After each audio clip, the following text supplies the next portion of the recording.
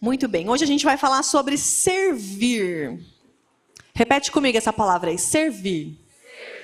Essa palavra, eu já ouvi em algumas frases falando de objetos, assim, tipo, isso aqui serve para quê? Você já pegou algum objeto na sua mão que você não sabia para que servia? Alguma coisa que a sua mãe comprou na Shopee, para casa? Para que serve isso?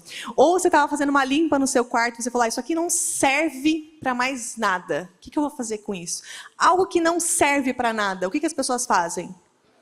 Joga fora. Mas, ainda que você tenha ouvido essa frase num contexto de objeto, eu e você servimos para algo, a gente nasceu para algo, mas a gente não é um objeto descartável, certo? Mas nós estamos aqui para ser útil para a obra de Deus nessa terra. Você entende isso? Então é mais ou menos nesse contexto que a gente vai falar hoje. A gente serve com um propósito. Todos nós fomos chamados para servir pessoas. Então, para que você serve? Para servir pessoas. De que forma? De que forma que você pode servir pessoas? Você já pensou nisso? Sim, como que você pode abençoar? Todos nós aqui temos uma coisa em comum. Nós existimos para servir pessoas e para demonstrar o amor de Jesus. O que é que vai variar? Como você vai demonstrar o amor de Jesus servindo e onde? Então, alguns aqui, talvez, o Senhor tenha um chamado para a sua vida e você vai ser missionário lá na Angola, na Alemanha, não sei aonde. Ou você vai ser pastor em tempo integral, você vai servir uma igreja, numa comunidade local, você vai ser ministro de louvor. Ou então, talvez outras milhares de possibilidades, através da psicologia, através da medicina, através da ciência, pesquisas, através da área administrativa, administrando recursos para que eles cheguem em lugares que realmente precisam. Serviço social, não sei se essa é uma área que salta aos seus olhos. Direito, ensino, arte. Cadê os artistas? Deus pode e quer usar a gente em diversas áreas para demonstrar o amor dele através do serviço. Você pode servir as pessoas demonstrando o amor de Jesus através do serviço. E o nosso maior exemplo disso é quem, gente? Quem que é o maior exemplo de serviço, demonstrar amor para as pessoas através do serviço? Jesus. E em Cristo, em Cristo a gente vê esse exemplo. Ele não amava as pessoas da boca para fora, ele amava servindo. Abre a tua Bíblia lá em 1 João, capítulo 3, versículo 18, que a gente vai ler um texto bem legal. 1 João 3,18, ou anota aí se você está anotando. Diz assim, filhinhos, não amemos de palavra nem de boca, mas em ação e em verdade. Tem como ser falso no amor? Amar só de boca, da boca para fora? É isso que esse texto está falando.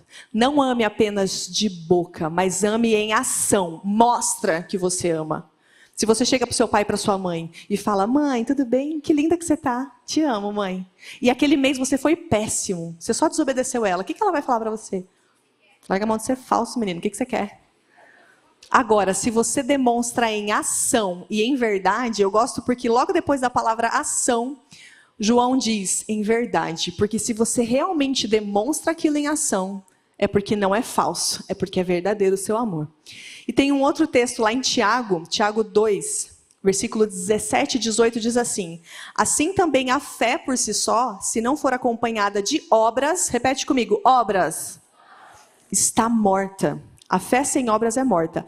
Mas alguém dirá, você tem fé? Eu tenho obras. Mostre-me a sua fé sem obras e eu lhe mostrarei a minha fé pelas obras. Então você falar que você é crente, beleza, parabéns por você ser um adolescente que não se envergonha do evangelho a ponto de dizer para os seus amigos que você é crente. Você pode falar de boca, mas será que está sendo em ação e em verdade? Será que você está demonstrando por obras, atitude, frutos, que você realmente tem fé em Jesus? Ou na primeira coisa que dá errado na sua vida, você desaba. E aí todos os seus amigos que não são crentes falam, acho que não é. Não é em ação e não é em verdade. Porque na hora do vamos ver, a sua fé está morta. Você não põe ela em ação.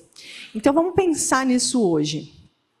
Obras na Bíblia, toda vez que você vê essa palavra obras, ela está dizendo sobre atitudes, testemunho, comportamento, aquilo que as pessoas podem ver, o fruto. Aí você me diz assim, pastor, então você está dizendo que para eu ser salvo, para eu ser aceito por Jesus, eu tenho que ter fruto, tenho que ter obras. É isso? Não. A gente é salvo pela graça. Como é que é aquela música que vocês cantam aqui? Não é pelo que fiz, nem pelo que sou. O nome disso é graça. Então não é pelo que você faz de bom que você vai para o céu, que você vai ser salvo. Mas presta atenção, gente. Não é porque você não faz nada para ser salvo, mas é porque você é salvo que você faz. Deu para entender a diferença? Você não faz para ser, porque a gente jamais poderia ser justo.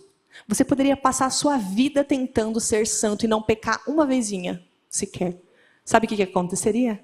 Você falharia miseravelmente. Se eu tentasse, eu falharia miseravelmente. Se o homem de Deus que você mais admira nessa terra, que você fala, esse homem não peca, ele poderia tentar com todas as forças, ele falharia miseravelmente. Por isso que nós somos salvos pela graça. E porque somos salvos, nós fazemos. Não é para ser salvo. Vocês entenderam?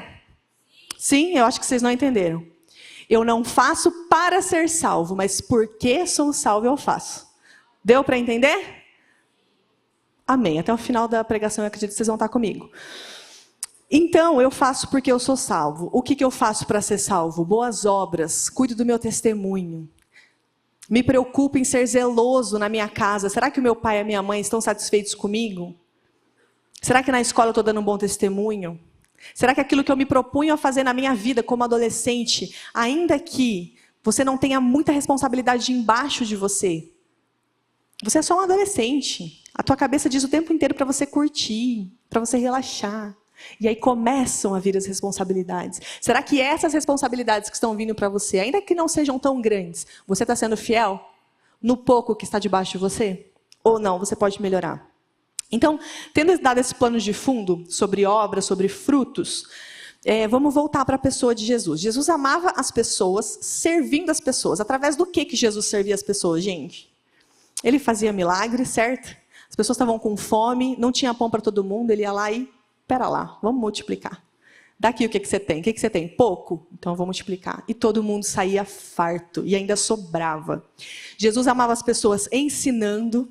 Então aqueles que queriam só um milagre e depois ir embora, beleza. Mas tinham aqueles fominha que não queriam só um milagre, eles queriam ouvir e aprender.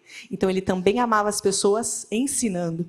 Jesus amava as pessoas doando tempo e companhia. Muitas vezes Jesus sofreu retaliação grave por chamar para a mesa, para o convívio dele, sentar com pessoas que estavam à margem da sociedade. Pessoas que eram julgadas pela sociedade, cobrador de impostos, prostitutas, leprosos. Ele não via problema, ele tinha essa coisa da inclusão. Vamos sentar junto, vamos olhar no olho? Eu posso amar você? De que forma eu posso te amar? Posso te servir? Esse é o DNA de Jesus, gente. E é isso que a gente tem que demonstrar na nossa vida também. Eu queria que você fosse abrindo a tua Bíblia em João 13, que é um texto que a gente vai ler bastante. Então, quem está com Bíblia de papel, abre em João 13, deixa aberto. O pessoal da produção, eu vou pedir para ir fazendo aquele esquema que eu pedi, tá bom? Para deixar pronto, que daqui a pouco eu vou fazer uma dinâmica bem legal. Prepare seus corações. Vou dar o plano de fundo. Acharam João 13 aí? Deixem aberto. O que está acontecendo nesse momento de João 13? Jesus, nesse momento, gente, ele sabia que ele ia morrer. Vamos tentar viajar comigo e entrar nesse lugar? Imagina você levantar num belo dia e falar, é hoje. Hoje é a última mesa que eu vou ter com as minhas amigas, porque depois disso eu vou para a cruz. Imagina. Não é fácil não, né? Mas Jesus ainda preparou uma refeição para receber seus amigos. Ele pensou numa mensagem que ele daria para os seus discípulos. Agora imagina comigo se Jesus tivesse toda a tecnologia que a gente tem disponível. Imagina Jesus pensando, nossa, deixa eu ver como é que está o pão dessa casa. Aí ele vai lá, prepara um pão, faz o pãozinho sem fermento, coloca na air fry. Aí fica aquele cheiro de pão na casa. Vai ver se tem suquinho de uva na geladeira, para estar tudo certinho na hora que seus amigos vão chegar. Aí ele senta lá na mesa, abre o seu notebook e começa a ver todas as mensagens, porque Jesus pregava, então ele devia ter muitas mensagens, assim como a gente tem aqui. E aí ele com o pai conversando, pai, o que será que eu ministro para eles hoje? É a última palavra antes de eu morrer. A última palavra antes da pessoa morrer, eu fico pensando, né? Eu no lugar de Jesus, cara, eu queria ser muito incisiva. Tipo assim, de tudo que eu já preguei no meu ministério, isso aqui eles precisam lembrar. Tipo, algo essencial mesmo. O que você lembra quando você olha para Jesus, que você fala, é isso? É amor, não é? Entrega. E Jesus usa essa palavra, servir. Como que eu vou servir? Como que eu vou mostrar para eles? E Jesus é tão incrível, e eu amo a pessoa dele. Os evangelhos relatam muito isso, né? Jesus ali na vida na vida com seus discípulos. Ele não apenas pregou uma mensagem enquanto ele servia seus amigos na mesa, mas ele fez algo, gente. Ele teve um ato profético que, assim, se vocês não entenderam o que eu falei, imagina Jesus falando isso. Gente, se vocês não entenderam nada do que eu falei, eu vou fazer um negócio aqui que vocês vão entender. Igual quando a gente faz alguma dinâmica. Eu vou demonstrar para vocês como é que se faz. Então vamos abrir lá. Abrir não, vocês já abriram, né? João 13. Vamos ler comigo João 13 até o versículo 17. Espera lá. Achei. Vamos lá comigo? Um pouco antes da festa da Páscoa, sabendo Jesus que havia chegado o tempo em que deixaria este mundo e iria para o Pai, tendo amado os seus que estavam no mundo, amou-os até o fim. Versículo 2. Estava sendo servido o jantar, e o diabo já havia induzido Judas Iscariotes, filho de Simão, a trair Jesus. Jesus sabia que o Pai havia colocado todas as coisas debaixo do seu poder e que viera de Deus e estava voltando para Deus. Assim, levantou-se da mesa, tirou sua capa e colocou uma toalha em volta da cintura. Depois disso, derramou água numa bacia e começou a lavar os pés dos seus discípulos, enxugando-os com a toalha que estava em sua cintura. Versículo 6. Chegou-se a Simão Pedro que lhe disse: Senhor, vais lavar os meus pés? Versículo 7. Respondeu Jesus: Você não compreende agora o que eu estou lhe fazendo, mais tarde, porém, entenderá. Disse Pedro: Não, nunca lavarás os meus pés. Jesus respondeu: Se eu não os lavar, você não terá parte comigo. Então respondeu Simão Pedro: Então, Senhor, não apenas os meus pés, mas também as minhas mãos e a minha cabeça. Gente, esse é Pedro, tá? Versículo 10, respondeu Jesus: Quem já se banhou precisa apenas lavar os pés, todo o seu corpo está limpo. Aí onde que eu parei, gente? Aqui, vocês estão limpos, mas nem todos. Versículo 11. Pois ele sabia quem iria traí-lo, e por isso disse que nem todos estavam limpos. Quando terminou de lavar-lhe os pés, Jesus tornou a vestir sua capa e sentou, voltou ao seu lugar. Então lhes perguntou: Vocês entendem o que eu fiz? Vocês me chamam mestre e senhor, e com razão, pois eu sou. Pois bem, se eu, sendo senhor e mestre de vocês, lavei-lhes os pés, vocês também devem lavar os pés uns dos outros. Eu lhes dei o exemplo para que vocês façam como lhes fiz. Digo-lhes verdadeiramente que nenhum escravo é maior do que o seu senhor, como também nenhum mensageiro é maior do que aquele que o enviou. Agora que vocês sabem essas coisas, felizes serão se as praticarem. Jesus lavou os pés dos discípulos, e eu quero que vocês entendam esse contexto aqui. Naquela época não tinha Uber, não tinha carro, o meio de locomoção deles era a pé, eles faziam viagens a pé. E alguns, né, claro, usavam animais, você já viu aquela cena de Jesus no jumentinho e tal. Então, fora usar animais às vezes, a maioria das viagens nessa época eram a pé, ou os trajetos mesmo. Então imagina que eu moro no Auer, eu moro no Auer, e você mora no Água Verde, e eu chamo você mais uma galera, meus discípulos, para ir lá em casa. A gente vai fazer uma pizza, a gente vai conversar. Só que você não vai de Uber nem de carro, você vai a pé. E você chega na minha casa, andando a pé. Imagina que você usa sandálias, porque naquela época não tinha meia, tênis, sandália era o mais confortável que eles tinham. O pé daqueles homens vivia imundo. E era normal, para aquela cultura, para aquele contexto, chegar na casa, tirar a sandália, e vinha o servo da casa para lavar o pé da pessoa. Era como se assim, ó, eu sou anfitrião. O anfitrião é quem recebe a pessoa, certo?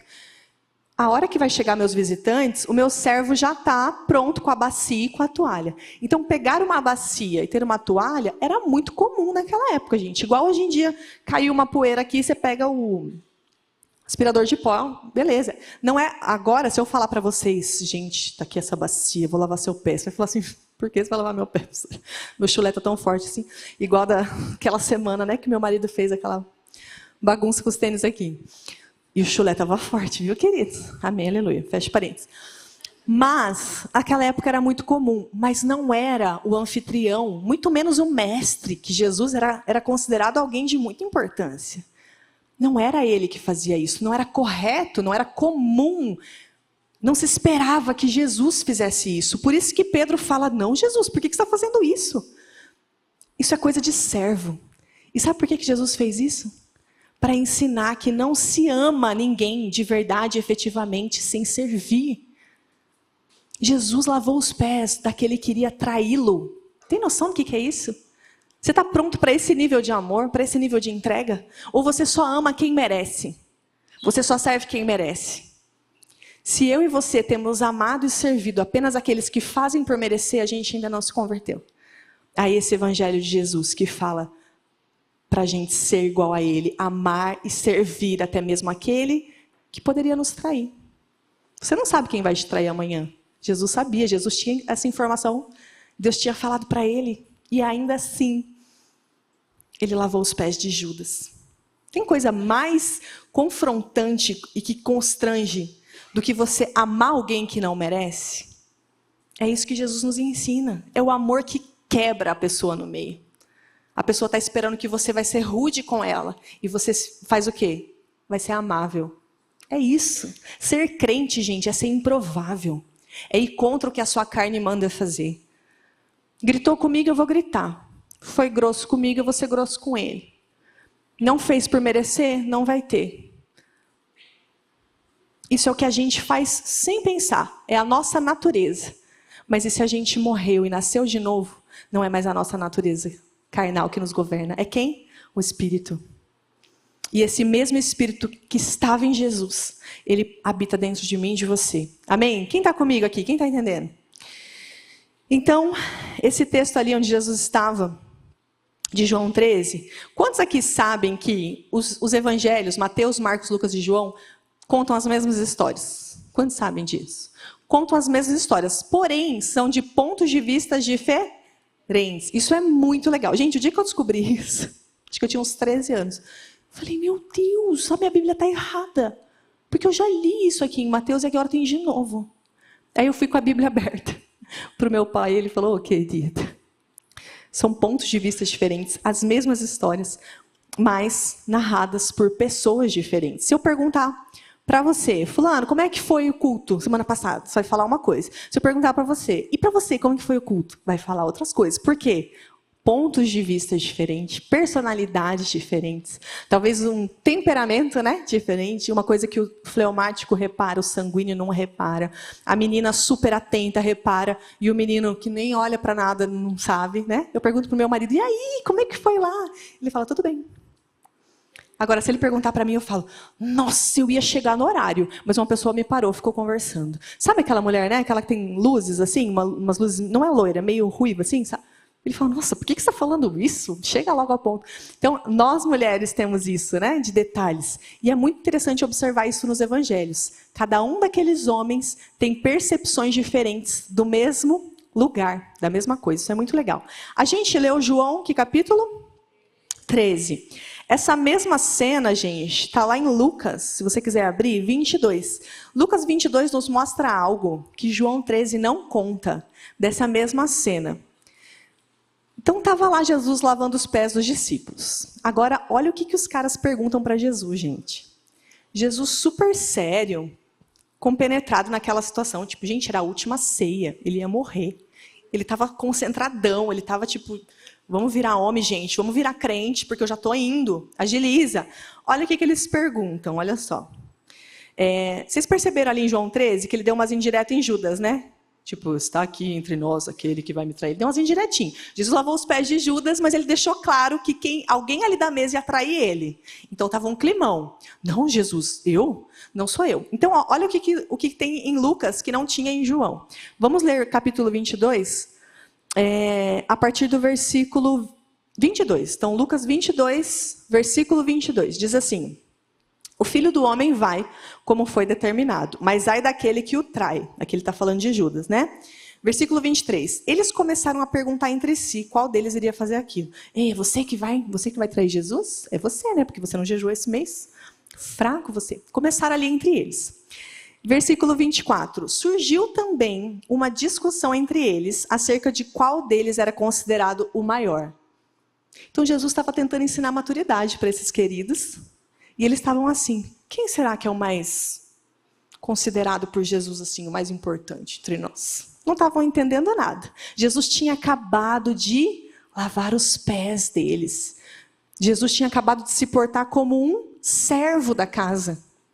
Não entenderam nada. Essa é a paciência de Jesus que eu peço para ele todos os dias. Senhor, me dá tua paciência. Versículo 25. Jesus lhes disse: os reis das nações dominam sobre elas, e os que exercem autoridade sobre elas são chamados benfeitores. Mas vocês não serão assim. Presta atenção agora. Pelo contrário, o maior entre vocês deverá ser como o mais jovem, e aquele que governa como o que serve. Pois quem é maior, o que está à mesa ou o que serve? Não é o que está à mesa? Mas eu estou entre vocês como quem serve. Gente, se você está com a Bíblia de papel, grifa esse texto. Mas eu estou entre vocês como quem serve. O próprio Cristo. O próprio Deus encarnado. Ele que criou todas as coisas. Gente, Cristo estava com Deus no início de tudo, criando todas as coisas. Dá para mensurar essa grandeza? Não dá. E o que ele faz? Ele serve. E os caras estavam aqui querendo ser o quê? Grandes, querendo mandar, querendo ser o bambambam, estar por cima. Será que você se identifica um pouco com isso? Será que sempre você quer estar por cima? Se a sua mãe fala alguma coisa, se seu pai fala alguma coisa lá na sua casa, você se sente prejudicado. Ai, não é justo, porque o meu irmão tem isso, isso e isso, eu quero também. Quantas e quantas vezes a gente reclama que os nossos pais não são justos com a gente? E Jesus está ensinando o quê? Abaixa a sua bola. Você precisa servir, semeia serviço.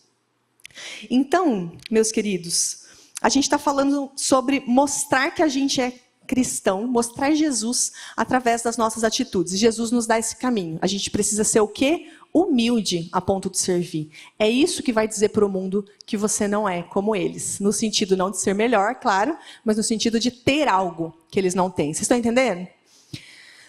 Você com certeza já ouviu, né, a analogia dos frutos. O meu marido usa uma analogia que ele ouviu, acho que do pastor Francisco, que eu acho que você já deve ter ouvido, que você nunca vai passar diante de uma árvore que dá determinado fruto, sei lá, um limoeiro, e ouvir o limoeiro fazendo força, gemendo, para o fruto sair, certo? Por quê? O fruto é natural. O fruto é natural de quem está enraizado.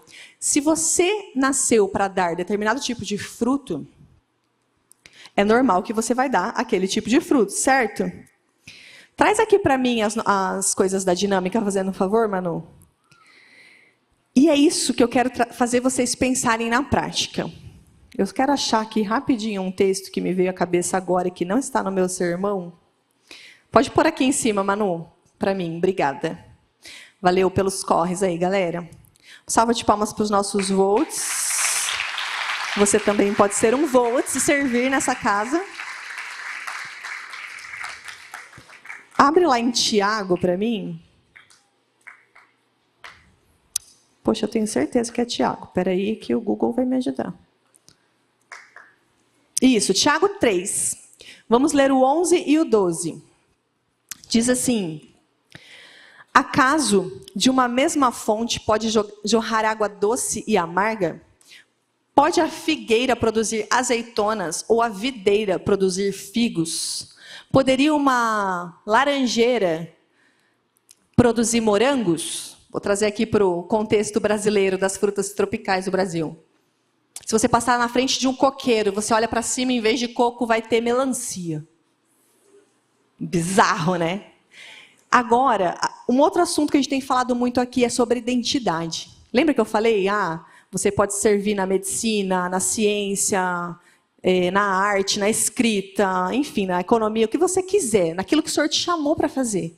É sobre isso esse texto, gente. Se Deus te chamou para dar fruto nessa espécie, é nessa espécie que você vai dar fruto. Não adianta tentar produzir morango se Ele te chamou de coqueiro. Então o Senhor te deu um nome, uma identidade. E esse texto fala sobre isso. Você espera que uma pessoa daquela espécie dê um fruto daquela espécie, certo? Você está enraizado no Senhor? Você está permanecendo nele? Como que a gente permanece no Senhor? Vida devocional, oração. Ou é só vir no culto? Gente, só vir no culto tá bom, né? Uma vez por semana, ouvir umas palavrinhas. Ah, podcast também, né? A gente escuta uns podcasts enquanto a gente está treinando, ou quando a gente está meio dormindo, meio acordado. Tá bom? Não, a gente precisa se nutrir com relacionamento. Se eu pego uma carta e entrego para você, uma carta anônima, você não sabe quem escreveu. Você vai ler aquela carta, tipo, todo mundo aqui é alfabetizado, certo? Assim como a gente pega a Bíblia e a gente consegue ler. Todo mundo aqui consegue ler a Bíblia, amém? Em nome de Jesus. Tem algum deficiente visual? Não temos no nosso meio. Todo mundo consegue ler, todo mundo é alfabetizado, todo mundo enxerga aqui. Ok. E aqueles que não enxergam também têm o braille, podem ouvir, todo mundo tem acesso à palavra. Imagina você ler uma carta anônima que você não sabe quem escreveu. Você vai entender? Vai, mas você vai ficar pensando, o que será que essa pessoa quis dizer, né? Será que essa pessoa é brasileira? Será que ela gosta de mim, tá querendo, ou não gosta de mim, está querendo me enganar com isso aqui? Agora, imagina se eu te dou uma carta de alguém que você convive diariamente, sua melhor amiga. Você sabe que foi ela que te mandou. Vai ser diferente, não vai? Até a vírgula dela, até as reticências dela, você vai falar, eu sei o que ela quis dizer aqui. É dessa forma que a gente tem que ler a Bíblia. Não como um livro distante, que eu não conheço o autor. Mas eu preciso ler a Bíblia sabendo quem escreveu e conhecendo quem escreveu. Se eu tenho intimidade com quem mandou aquilo para mim, cara, eu não vou ter erro de interpretação. Eu sei o coração de Jesus. Eu sei o que ele estava querendo dizer aqui. E se algum amigo teu que não conhece Jesus vir tentando deturpar, ah, não, veja bem, mas a Bíblia é confusa. A Bíblia se contradiz. Você vai falar, não, a Bíblia não se contradiz, ela se complementa. A verdade de toda a palavra de Deus se complementa. Então é dessa forma que a gente tem que estar nutrido. Nós, como árvores que dão frutos, a gente precisa se alimentar do quê? O que a árvore tem que ela se alimenta? Raízes. A árvore come fruta, gente? O fruto que dá na árvore, ela mesma se alimenta? Não. Então os frutos que você dá na sua vida, seu testemunho, não é para você. Não é nem para você ficar se gabando, ó, que crente que eu sou, eu dou fruto. Não. A árvore não é para a sua glória e nem para a sua nutrição. O fruto não é para a sua glória e nem para a sua nutrição. Ele é para servir quem? Os outros. As pessoas vão vir, extrair de você, vão se alimentar daquilo e elas vão ser nutridas. Você tem noção que poderoso que é isso? Isso é servir as pessoas. Não é forçando nada, mas é naturalmente dando frutos e sendo acessível às pessoas. Você quer conhecer Jesus? Convive aqui comigo. Convive comigo. Você pode comer os frutos que eu estou dando. E você vai receber, consequentemente, nutrição. E você vai querer estar enraizado nele também. É assim que se vive o Evangelho. Dando frutos para nutrir as outras pessoas. E essas pessoas vão ficar interessadas pelo mesmo Jesus que vocês. Eu vou pedir agora duas pessoas bem corajosas. Tem que ser corajoso. Não vem se você é fresco, nem vem. Tá? Pode ser uma menina e um menino. Pode vir, Lívia. Deixa eu ver. Ai, não, Miguel não quer. Eu não quero alguém que não queira. Gente, os meninos... É sério mesmo que os meninos ninguém quer? Misericórdia, gente. Eu falo corajoso, todos os homens tinham que estar assim. Os meninos estão assim. Misericórdia, Jesus, eu quero desver isso. Pessoas corajosas aqui no nosso meio, em nome de Jesus. Lívia, pode subir, Lívia. Venha você. Ai, gente, misericórdia. Cadê os líderes de célula masculina? O intensivão nesses meninos, em nome de Jesus. É, pelo amor de Deus. Era para vocês estarem correndo aqui. Eu sou corajoso. Eu quero pessoas corajosas. Não me chama. Misericórdia, meninos. Fala grosso com vocês. Amém, varão. É o seguinte. Eu vou precisar daquela ajuda que eu tinha pedido, tá? Porque a gente pode ter. Sabe o que eu tenho aqui, gente? Uma saladinha de fruta. Tá? Só que eu vou falar uma coisa para vocês. Eu quero que vocês dois que estão aqui, vocês precisam estar atentos a tudo que foi falado aqui. Vocês prestaram atenção na palavra até aqui? Olha o medo. Corajoso a ponto de passar vergonha aqui na frente. Não.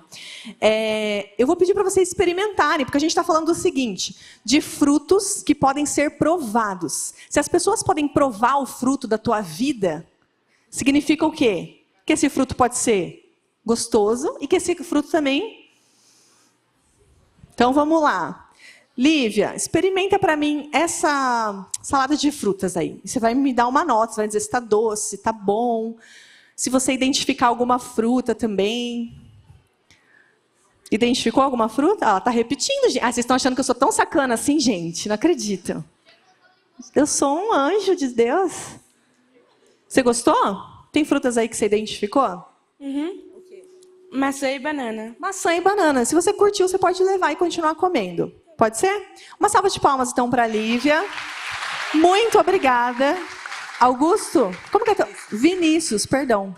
Esqueci seu nome. Vem mais para o meio aqui, Vinícius. Seguinte, todo mundo está vendo o Vinícius? O Vinícius vai provar também. E ele vai dizer para mim, tentar identificar, igual a Lívia fez, que fruta que é, que alimento que pode ser esse e tal. Vamos ver. Pode provar. Vamos lá que você é corajoso. O que é isso? Identificou alguma coisa? Se for ruim, você pode falar também. Não, é bom. É bom. Achou alguma coisa doce? Pega a segunda colherada, então, para nós, Vinícius, por gentileza. Pega a segunda colherada. Tá tremendo, coitado. Tem alguma coisa ruim aí? Se você precisar cuspir, tranquilo também. Ninguém vai achar que... É maçã e tem mais alguma coisa aí que eu preciso que você fale para mim. Nossa, e o medo que eu tô dele comer muito do negócio e passar mal. Tem alguma coisa aí que você tá achando estranha? Tem. O que você acha que é? Não sei. Mas tem um negócio aí que não é gostoso, né? Gente, mas ele não cuspiu. Eu tava... Ok, ó, isso aqui eu pedi pro Alec, porque eu falei, cara, certeza que eles vão querer cuspir isso. É da cela do Alec, ele ia mandar ele engolir de volta, se ele cuspisse. Então, você não precisa continuar comendo isso, mas muito obrigada pela sua coragem. Arrasou. Salva de palmas pro Vinícius. Gente, eu queria poder mostrar para vocês aqui, ó. Todo mundo tá vendo? Se você olha de cima, parece realmente uma saladinha de fruta, porque parece maçã. Tem maçã aqui no meio, né? Tem maçã.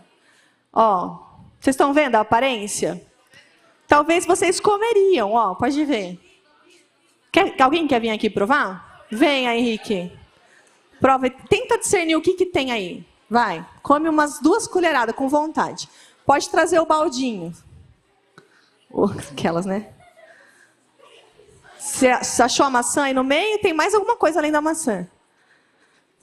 Não lembro o nome. Nossa, misericórdia. Se você já comeu isso, eu vou ficar bem preocupada. Eu sei o que é, mas eu não lembro o nome. Legal. Sabe por que você sabe o que é, mas você não lembra o nome? Porque é algo que a gente normalmente come cozido e aqui tá cru. É batata. Batata crua. Então, o que eu fiz aqui?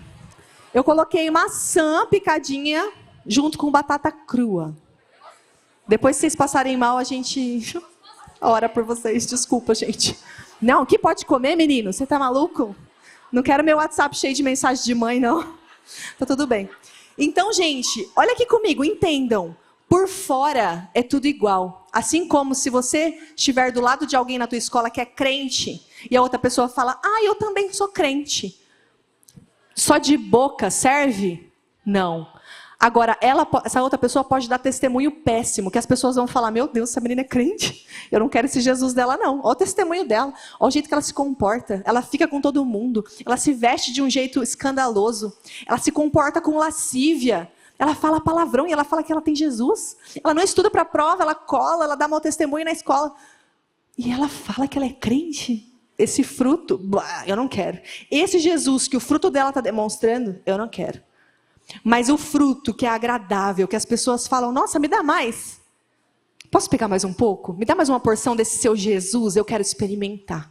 Eu quero receber nutrição, é agradável para mim. O meu corpo precisa disso. Olha lá, a Lívia está comendo até agora, olha que bonitinho. É esse Jesus que nós precisamos demonstrar para as pessoas. E é essa a importância de um fruto de quem tem raízes profundas no Senhor. A tua responsabilidade, meus queridos, não é se preocupar com o fruto, porque ele vai vir naturalmente se você tiver raízes. Qual que é o teu objetivo, a tua preocupação? Se preocupe em aprofundar raízes com o teu Deus. Naturalmente, na estação correta, você vai dar muitos frutos. E eles não vão ser para a tua glória. Eles vão ser para quê? Para anunciar Jesus e para servir as pessoas. Nós vivemos para servir as pessoas.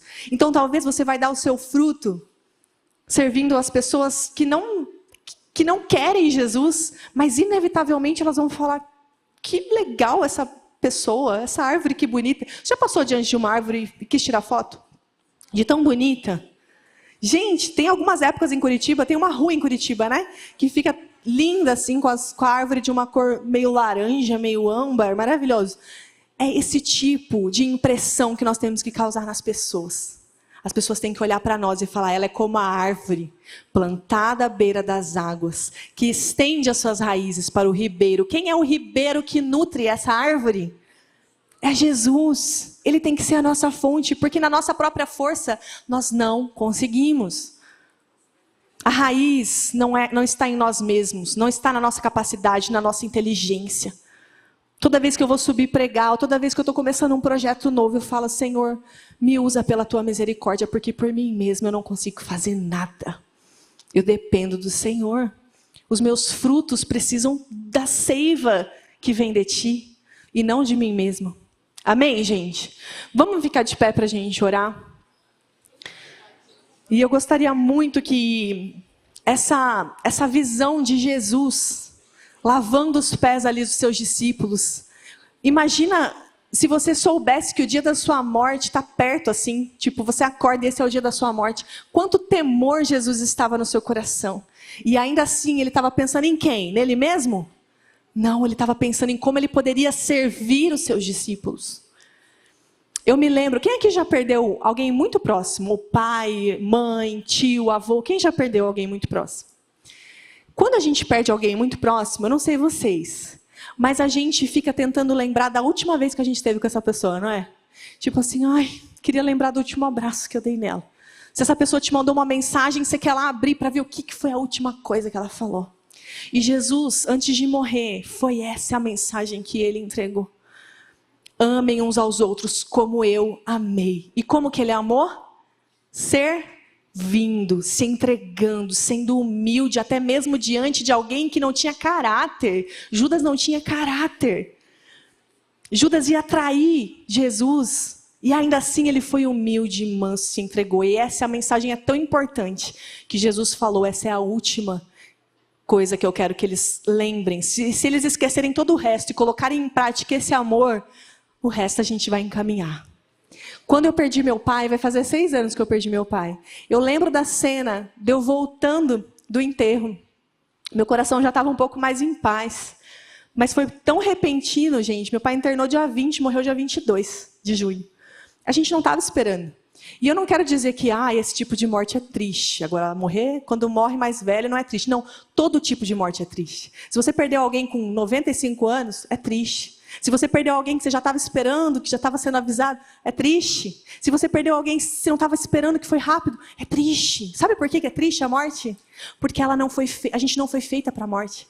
No Éden, a intenção do Éden era um lugar onde Adão e Eva iam ter vida para sempre. Eles não iam conhecer morte, eles não iam conhecer dor, eles não iam conhecer limites no relacionamento deles com Deus. Adão era visitado todos os dias e ele tinha um relacionamento ilimitado com Deus.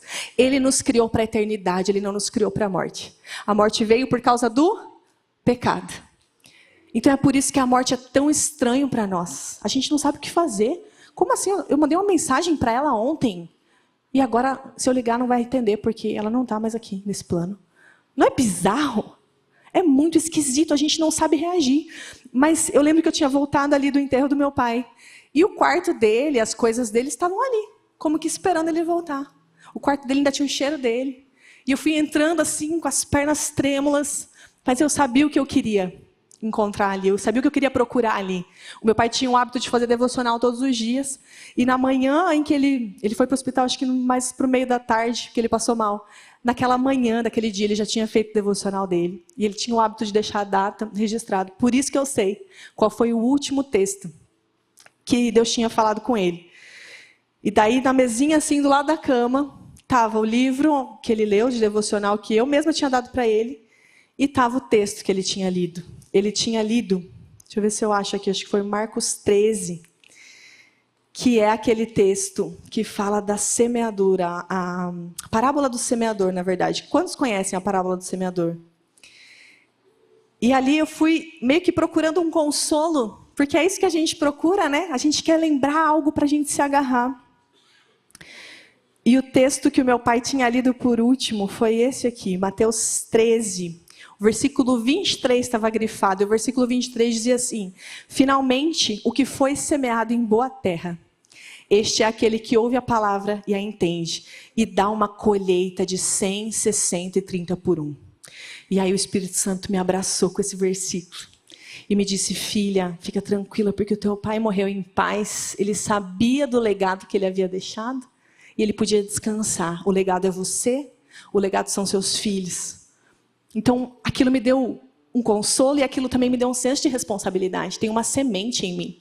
Se você perdeu sua mãe, se você perdeu seu pai, eu tenho certeza que a sua mãe e o seu pai deixaram uma semente em você. E essa semente, como diz essa parábola, ela vai dar frutos. Os seus frutos vão servir para quê? Para alimentar muitos. Você já viu dentro de uma maçã o que é que tem? O que tem dentro de uma maçã que a gente não come, que a gente joga fora? Semente. Todo fruto carrega o legado, porque o fruto pode virar uma semente, que vai virar o quê? Uma árvore que vai dar muitos frutos. É disso que essa parábola fala. E aquilo encheu meu coração de gratidão. Eu falei: amém, Senhor. Que bom saber. Que temor, né, que vem, mas também que bom saber que o legado está aqui em mim. E eu vou poder semear na vida dos meus filhos. E os frutos que os meus filhos vão produzir, meu pai não está nem vendo, ninguém vai nem ver, porque não é para ele, é para a glória de Deus. Talvez você esteja semeando coisas hoje que você fala: nossa, que ingratidão que eu estou colhendo. Eu estou fazendo isso de forma fiel e não estou colhendo nada. Não é para você a colheita é para a glória de Deus. Talvez você não vai nem ver, mas continua semeando fidelidade. Continua permitindo que as pessoas comam o seu fruto e se alimentem do seu Deus, não de algo amargo, não de algo que elas não vão querer, mas que elas possam se alimentar e falar: eu quero isso para a minha vida, me dá mais.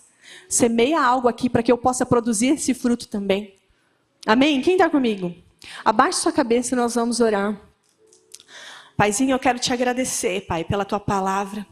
Eu quero te agradecer pela grande oportunidade que o Senhor nos dá de sermos participantes do que o Senhor está fazendo hoje em Curitiba, nessa comunidade, nas nossas escolas, no contexto em que estamos.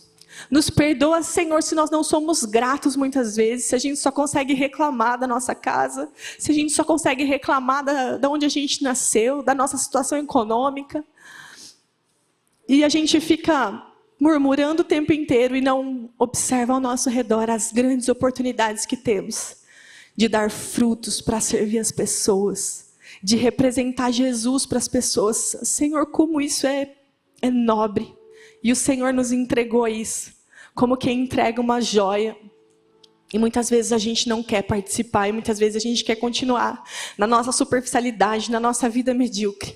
Nos perdoa, Senhor, por isso, pelas escolhas medíocres que fazemos, ignorando esse convite de ser participante do que o Senhor está fazendo.